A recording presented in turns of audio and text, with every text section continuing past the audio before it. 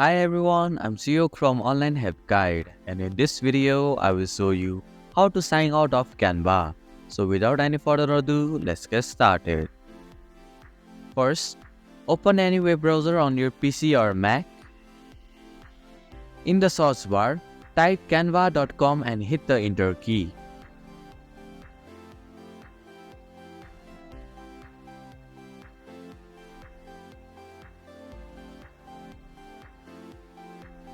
Now in the home page of Canva, look for the profile icon at the top right corner and click it.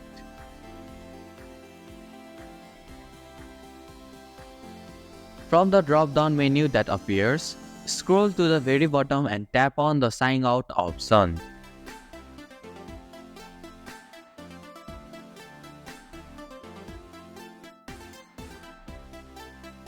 And that's it. This is how you can sign out of Canva.